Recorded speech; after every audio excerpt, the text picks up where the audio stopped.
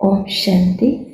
साक्षात ब्रह्मा बाबा समान हेबाकु हेले आसंतु जोग अभ्यास करिबा। मो आत्मा बाबांकर विशेष समीप आत्मा अटे।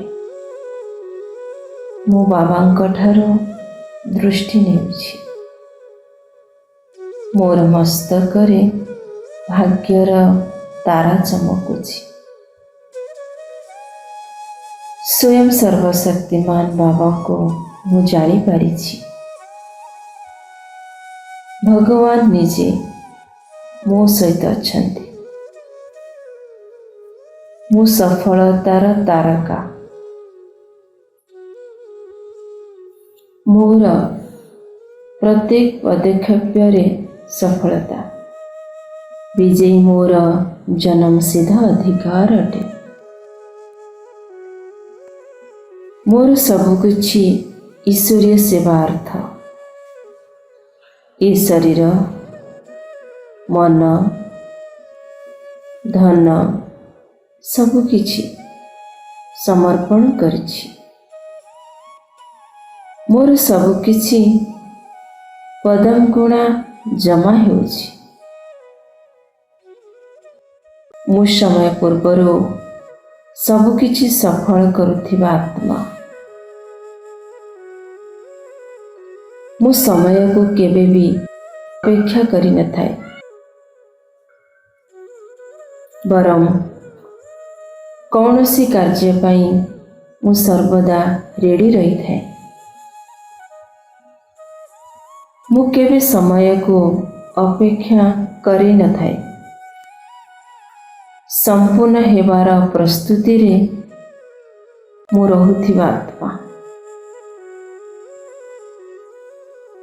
वर्तमान मु बाबा समान फरिश्ता हेबार रेस करुछि।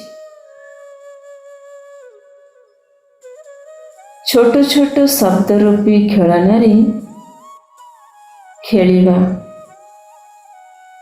छोट छोट शब्द को समय को अलसुआ रहिबा। भिन्न भिन्न संस्कार गुड़िक एवं साइड सीन को देखी रहीजिबा। विभिन्न प्रकार शब्दर वायुमंडल बनैबा। ए सबुर वर्तमान मु उपराम अटे। सब किछि देखी न देखिला परी, सब किछि सुनी न सुनिला परी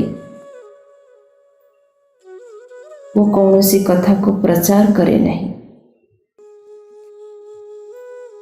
सामनारे व्यक्ति बा परिस्थिति केमिति भी विचित्र है, विकराल रूप है, मु भयभीत हुए नहीं। बाबा मो भीतर जो समाने की शक्ति, सहीवार शक्ति, समेटने की शक्ति एवं निर्णय करिवार शक्ति देइछन्ति। ताहा सहित मु प्रत्येक छोट एवं बड़ पेपर रे पास करी थाए। बाप दादा को सर्वदा साथी रखिबा द्वारा मु प्रत्येक कथारे सहजरे पास हेउथिबा आत्मा अटे। मु एहाको मनोरंजन भावी मौज रे पास करी थाए। मु पास विथ ऑनर आत्मा अटे।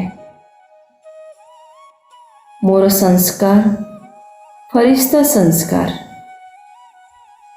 ब्रह्मा बाबांक संस्कार अटे। सहज पुरुषार्थी संस्कार। मते कौनसी कथारे विचलित हेबार नहीं।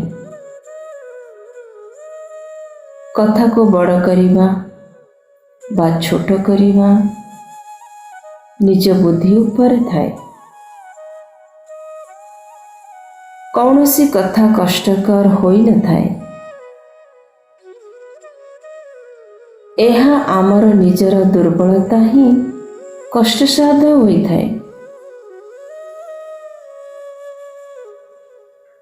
ମୁଁ ବାବା ସମାନ ସ୍ଥିତିର ଅନୁଭବ କରେ। ପ୍ରତ୍ୟେକ ପେପରରେ ସହଜ ଫୁଲ ପାସ୍ ହେଉଥିବା ପାସ୍ ବିତ୍ ଅନର ଆତ୍ମା। ମୁଁ ମାଷ୍ଟର ସର୍ବଶକ୍ତିମାନ। ବର୍ତ୍ତମାନ ଶକ୍ତିର ବାୟୁମଣ୍ଡଳ ବିସ୍ତାର କରି ବାବା ସମାନ ଫରିସ୍ତା କାରଣକୁ ନିବାରଣ କରୁଥିବା ଆତ୍ମା, ସାହସୀ ଆତ୍ମା, ସର୍ବଦା ବ୍ରହ୍ମା ବାବାଙ୍କ ସ୍ନେହରେ ସମାନେ ବୋଲି ଆତ୍ମା।